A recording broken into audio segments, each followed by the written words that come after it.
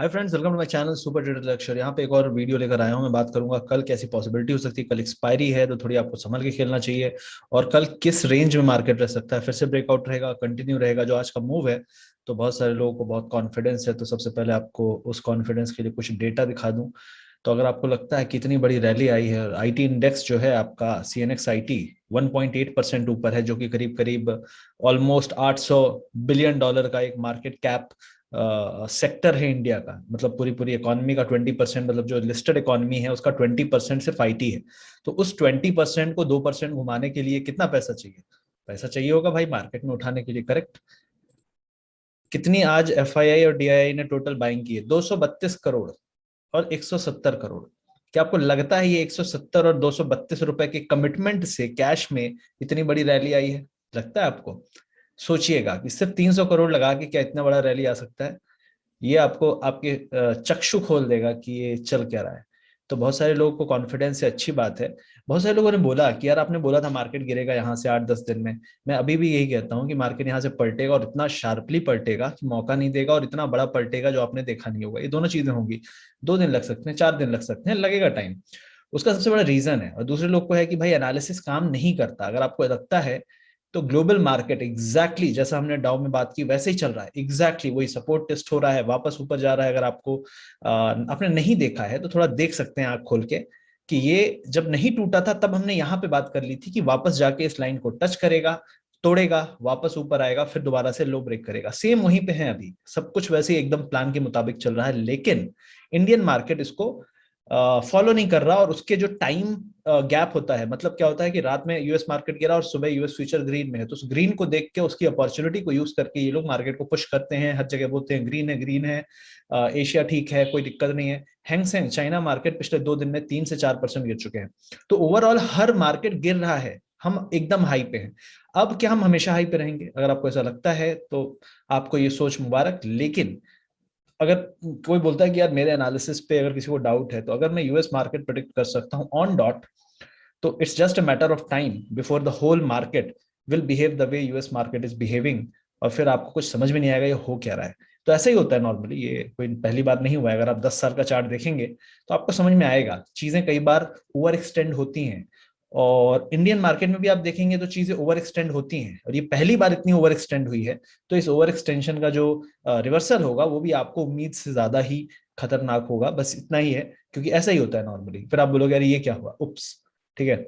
और अगर आपको लगता है कि आईटी इंडेक्स ऐसा ऐसा ये बहुत जेन्युइन है, तो मैंने आज ही एक ट्वीट किया कि जब जब कंपनियां अपने बोर्ड रूम से अनाउंसमेंट देती हैं कि रिजल्ट हमारा बहुत अच्छा आया, we are expecting double digit growth, profit growth, blah blah blah, सब कुछ बोलते हैं, तो लगता है यार ये कंपनी, तो लगता है कि ये कैश रिच कंपनीज होती हैं आईटी, तो बहुत अच्छा इन्वेस्टमेंट है, चलो पूरा पैसा इसमें लगा दें। जब एम्प्लॉय जाता है अप्रेजल के लिए और बोर्ड रूम में बैठा होता है अपने मैनेजर के साथ, तो उसको सबसे पहला शब्द, company is in very tough situation, हम आपको ज्यादा नहीं दे सकते, कई लोग को फायर करना पड़ा है, हम आपको 3% एनुअल हाइक देंगे, उससे ज्यादा नहीं दे पाएंगे। ये हालत है। ठीक है, मैंने 10 साल काम किया आईटी में, तो मुझे पता है। और प्रमोशन के साथ भी कोई खास, और सबसे बड़ी कंपनी में सबसे कम हाइक वाइक मिलता है, छोटी कंपनी इनफैक्ट ज्यादा अच्छा देती है। तो मैं बता रहा हूँ आपको, ये बड़ी कंपनियां ही हैं जिनकी बात हम कर रहे हैं सीएनएक्स आईटी में, और ये किस तरीके से काम करती हैं। तो सब हवा हवाई है।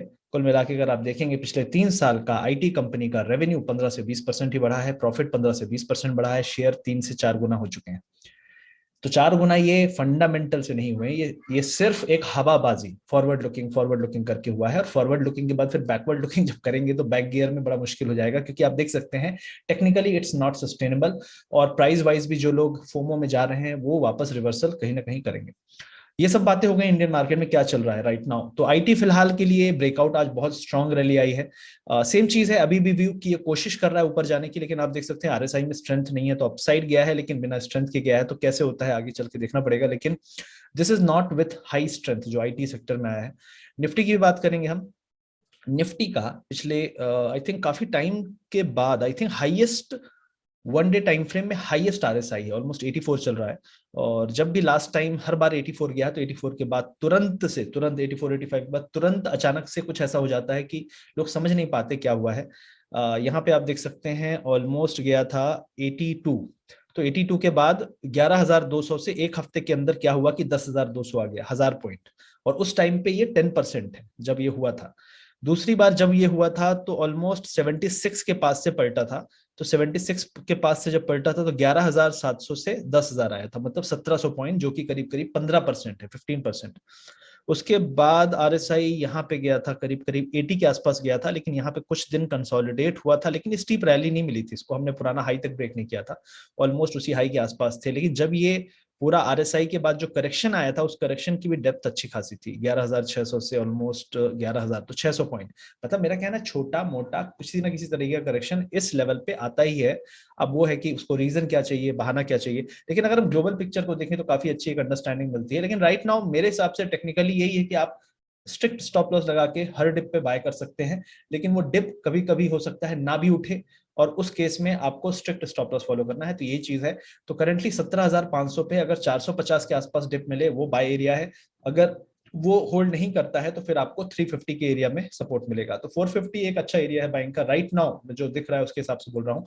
और सेम चीज अगर बैंक निफ्टी में बात करें तो एक कॉशियस अप्रोच के साथ धीरे धीरे ऊपर जा रहा है। बैंक निफ्टी को बहुत मौका मिल चुका है। आज टेलीकॉम में दुनिया भर की खबर उड़ाई गई। आज तो लग रहा था कि पूरा टीवी चैनल ही मिनिस्ट्री के अंदर बैठा हुआ है, मिनिस्ट्री वाले टीवी चैनल के अंदर बैठे हैं, सुबह से ऑटो में ये खबर वो खबर, पता नहीं लग रहा था कि उनको लिस्ट सुबह से दे दी गई है। और हर आधे घंटे में वो जैसे कोयला वोयला जलाते हैं तो नहीं, पंखा मारते रहते हैं, बस पंखा मारते रहना है मार्केट में कुछ ना कुछ बोल के। तो आज पूरे दिन पंखा मारी डे था। तो कुल मिला के कि ये चीज आज हुई है। ओवरऑल वॉलेटिलिटी अभी भी ऊपर है, ठीक है, मतलब ऊपर मतलब इतना नीचे है लेकिन ऊपर की तरफ पॉजिटिव है। और बैंक निफ्टी की जो एक ब्रेकआउट की लोग उम्मीद कर रहे हैं वो तभी आएगा जब हम 850 पे हम क्लोज हुए हैं, लेकिन ये 900 950 के ऊपर ही एक कंफर्टेबल आएगा, क्योंकि यहां तक आने में भी इसकी आज हवा टाइट हो गई, जिस तरीके का आज मार्केट था उसके बाद भी। तो ये दिखाता है कि मार्केट में काफी कॉशियस अप्रोच है। उसके अलावा एक और चार्ट्स कुछ आपको बताना चाहता हूँ। देखिए इंडियन मार्केट में आपको बहुत सारे लोग बताएंगे ये है वो है, तो बहुत सारे आपको वीडियो मिल जाएंगे जो एनालिसिस करते हुए दिखेंगे। मेरा सिंपल कहना ये है कि यहाँ पे जो भी डिप मिले आप बाय करें, तो बैंक निफ्टी में 80 टू 100 पॉइंट और निफ्टी में 50 पॉइंट का स्टॉप लॉस लगा के करें। 50 पॉइंट अगर ब्रेक होता है तो वहां से और 100 पॉइंट का डिप आ सकता है। तो डिप जो लेवल है बैंक निफ्टी का 650 लेवल है सपोर्ट का, 650 के पहले सपोर्ट नहीं है। 650 ब्रेक हुआ तो फिर आपका 450 और 200 का लेवल है। तो 650 तक कोई डिप मिले वहां पे बाय करिए, 100 पॉइंट का स्टॉप लॉस लगाइए। अगर बाउंस हो गया अच्छी बात है, नहीं हुआ तो दिक्कत है। और अपसाइड में 37,000 के ऊपर ही मैं एक्सपेक्ट करूंगा एक अच्छा पॉजिटिव रिस्पॉन्स आएगा। उसके पहले हम बहुत बार आए हैं, बहुत बार यहाँ टाइम बिताया, तो कुछ खास मूवमेंट नहीं है।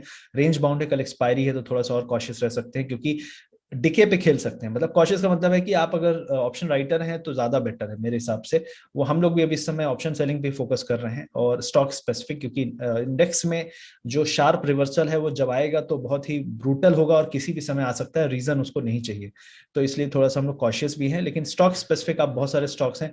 तो आज ऑटो में एक अच्छा खासा मूव आया, लेकिन कितनी भी खबर उड़ा दी उसके बाद भी ऑटो में बहुत ज्यादा मोमेंटम नहीं था। मैं और बेटर उम्मीद कर रहा था, लेकिन ऑटो मुझे लगता है कि यहाँ से फिलहाल 1-1.5% और ऊपर जा सकता है ऑटो इंडेक्स। तो आपके जो भी स्टॉक हैं, आज हमने अपने प्रीमियम क्लब में, अगर आप नहीं है प्रीमियम क्लब में तो इस वीडियो के डिस्क्रिप्शन में मैं लिंक दे दूंगा, आप उसको चेकआउट कर सकते हैं। वहां पे हम लाइव सपोर्ट देते हैं। तो वहां पे हमारे आपका ये स्टॉक टाटा मोटर्स ने बहुत अच्छा परफॉर्म किया। तो कुछ स्टॉक्स थे जो बहुत अच्छा किया। हमारे बैंक निफ्टी में जो एक ब्रेकआउट लेवल था तो वो भी काफी अच्छा काम किया, ऑलमोस्ट 50-60 पॉइंट वहां भी मिले। तो इस तरीके से हम वहां पे अपने लाइव मार्केट में अपने एनालिसिस देते रहते हैं। और किसी की क्वेरीज है तो वो भी आप चेकआउट कर सकते हैं। तो वीडियो के डिस्क्रिप्शन में मैंने लिंक दे दिया है, तो आप चेकआउट कर सकते हैं।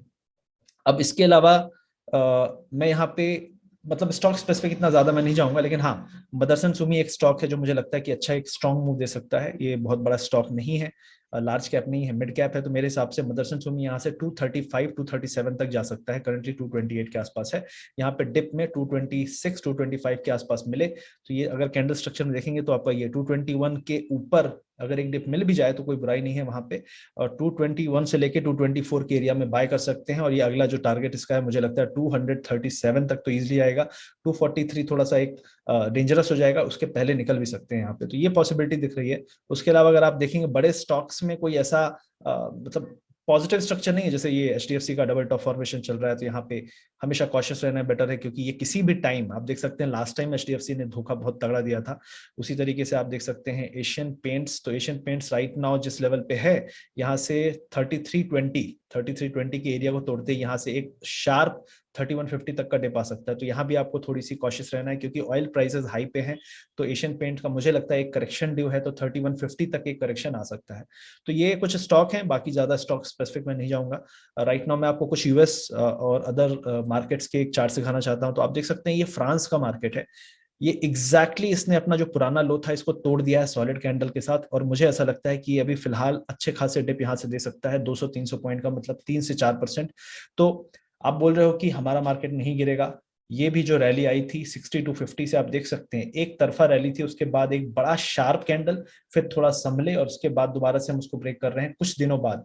तो ये सब चीजें पूरे वर्ल्ड मार्केट में हो रही हैं, जो सभी मार्केट मार्केट ही है, स्ट्रांग है, वहां भी लिक्विडिटी है, वहां भी गवर्नमेंट है, लेकिन हमारे यहाँ कुछ ज्यादा ही फोकस दिया जा रहा है और कुछ ज्यादा ही मैनिपुलेट हो रहा है। बिकॉज ये जो जब से ये रूल्स आए हैं दुनिया भर के, इसके बाद जो है एक हॉलोनेस है, वॉल्यूम्स भी काफी कम है। तो काफी कुछ में आप खुद देख सकते हैं ना, सिर्फ कितना 2-3-400 करोड़ में मार्केट को इतना ऊपर उठा सकते हैं। आईटी इंडेक्स आपका 2% उठ सकता है, इतने सारे स्टॉक रैली कर रहे हैं, सिर्फ 400 करोड़ का खेल है कैश में, सोचो। तो थोड़ा सा ये एक डाउट रेज करता है। लेकिन ये आप देख सकते हैं फुटसी एमआईबी, तो ये इटली का मार्केट है, आप देख सकते हैं ये बड़ी तेजी से आज इसने यहाँ पे बंद हुआ था, एक गैप डाउन के साथ आपका ये नीचे की तरफ जा रहा है, और बहुत तेजी से जा रहा है, बहुत बड़ा यहाँ पे भी फॉल आ रहा है। इसका भी डाउन साइड काफी नीचे है। डाउ जोन्स का अगर आप देखेंगे तो ऑलरेडी ये स्ट्रक्चर जो है टूट चुका है। जब तक हम इसके ऊपर नहीं जाएंगे बुलिशनेस नहीं है, और ये किसी भी समय जब इस वाले लाइन को तोड़ेगा करीब 34,500 या 450 एरिया को, तो उसके बाद जो अगला टारगेट है वो आपका 33,600, मतलब 700-800 पॉइंट का फॉल आ सकता है। और मुझे ऐसी उम्मीद है कि ये कल या फ्राइडे को ये मोस्ट प्रोबेबली नीचे की तरफ अगला झटका मार सकता है, ये पॉसिबिलिटी लग रही है। उसके अलावा आप डैक्स में देख सकते हैं, इसने भी एक रेड कैंडल बनाया है, कोशिश की थी ये बुलिश। तो आपका करंट पैटर्न जो है आपका ये चल रहा है, तो मोस्ट प्रोबेबली इस एरिया को तोड़ने के बाद, या फिर हम कह सकते हैं सॉलिड एरिया यहाँ पे है, तो 15,500 को तोड़ने के बाद ये भी 15,200 की तरफ जाएगा तेजी से। तो सारे मार्केट एक स्ट्रक्चर बना रहे हैं, हमारा मार्केट उल्टा स्ट्रक्चर बना रहा है। तो जरूरी नहीं है, तो ये सब चीजें हमने पिछले हफ्ते ही बात की थी कि सारे स्टॉक्स जो है, सारे वर्ल्ड वाइड इंडेक्सेस हैं, ये नीचे की तरफ बेंड हो रहे हैं, हमारा मार्केट भी बेंड होना चाहिए, हमारा मार्केट उल्टा जा रहा है। तो मोस्ट प्रोबेबली हमारा मार्केट कैचअप करेगा अगर ये चीजें नहीं रुकी और ये मार्केट्स नीचे की तरफ जाते रहे। ये मेरा व्यू है। हो सकता है कि मतलब इंडियन मार्केट इस समय कुल मिला के पूरा सट्टा बाजार बन रखा है, क्योंकि कुछ लोग इसको कंट्रोल कर रहे हैं, हाईजैक कर रहे हैं। कई लोग बोलेंगे, कई लोग इससे एग्री नहीं करेंगे, लेकिन ठीक है, अगर आप एग्री नहीं कर रहे हो तो मे बी आप मेरे से ज्यादा जानते हो। 10-12 साल मैंने बिताए हैं, लेकिन मैंने आज तक इतना ज्यादा कंट्रोल्ड, इतना ज्यादा मैनिपुलेटेड मार्केट मैंने नहीं देखा फिलहाल। अगर कोई न्यूज है, कोई पॉजिटिव न्यूज इवेंट्स होता है तो बात अलग है, लेकिन इतना ज्यादा कंट्रोल्ड वे में मार्केट कभी नहीं चला। तो ये पूरी तरीके से जितने रूल्स लाए गए हैं ये इसीलिए लाए गए थे ताकि कंट्रोल के बाहर, मतलब हम लोगों के कंट्रोल जो इमोशन के साथ है, तो ये कुछ ही लोग कंट्रोल कर रहे हैं जो फंड्स हैं। तो आप देख सकते हैं कैश में कोई वॉल्यूम नहीं है, फिर भी मार्केट ऊपर है। तो इसी तरीके से मार्केट चलता है जब कंट्रोल में आ जाता है। तो ये सब चीजें आप थोड़ी सी मॉनिटर कर सकते हैं। राइट नाउ अगर आप देखेंगे तो यहाँ पे आप पूरा देखेंगे सब कुछ लाल है। यूएस फ्यूचर भी ग्रीन में था, अभी देखिए ऑलमोस्ट मिक्स है, नैस्डैक रेड में है। तो ये भी चीजें थोड़ी सी मिक्स टू रेड है, क्योंकि पूरा जो यूरोप है वो काफी डाउन है। तो ये सारांश है फिलहाल। कॉशियस अप्रोच के साथ जाइए, डिप में बाय करिए, स्टॉप लॉस लगाइए, बाकी तो मार्केट जो करेगा वो करेगा ही। लेकिन फिलहाल के लिए मेरे हिसाब से मैं कॉशियस हूं। बाकी आप खतरों के खिलाड़ी हैं तो आप खतरा लेते रह सकते हैं। मार्केट कभी भी आसान पैसा बहुत लंबे समय तक नहीं देता है, और वो देता भी है तो वो इसलिए देता है, वो आपको बोलता है और लेके आओ, और फिर जब और लेके आप आते हो और मार्केट को अगले हाई पे पहुंचाते हो, तब आपका वो और पुराना वाला सब लेके वापस जाता है। तो ये मार्केट का हमेशा का रूल रहा है। अब इस रूल को जो लोग नए हैं वो नहीं जानते, तो वो तभी जानेंगे जब उनके साथ हो जाएगा, और जो लोग जानते हैं उनको पता है, वो लोग चिल हैं। हमें कोई फर्क नहीं पड़ता कि मार्केट कितना ऊपर जाता है, क्योंकि हमको पता है कि एक रिवर्सल आएगा, थोड़ी ऊपर जाके आएगा, और जितना डिले से आएगा उतना ही बड़ा आएगा। तो ये रूल होता है सिंपल, और ये हमेशा फॉलो हुआ है, ऐसा कभी नहीं हुआ कि फॉलो नहीं हुआ 100 साल के इतिहास में। तो ये आप देखेंगे यूएस मार्केट में, हिस्ट्री में जाइए, आपको समझ में आ जाएगा। बस इतना ही कन्वे करना था। ये सब चीजें जो होती हैं, देखिए मार्केट चार्ट सब शेयर करते रहते हैं, तो मैंने कहा कुछ ऐसी चीज शेयर करो जो हो रही हैं, जो चल रही हैं, जो आप जिसमें आप बहुत इजी ले रहे होगे कई बार, तो इजी ना लें और आप थोड़ा सा देखें, खुद से एनालिसिस करिए। मैं नहीं कह रहा मेरी बात मत मानिए, किसी की बात मत मानिए, लेकिन खुद का एनालिसिस जरूर करिए, ये हमेशा जरूरी। आई होप ये वीडियो आपको अच्छा लगा होगा। लाइक शेयर सब्सक्राइब, मिलते हैं अगले वीडियो में। Thank you.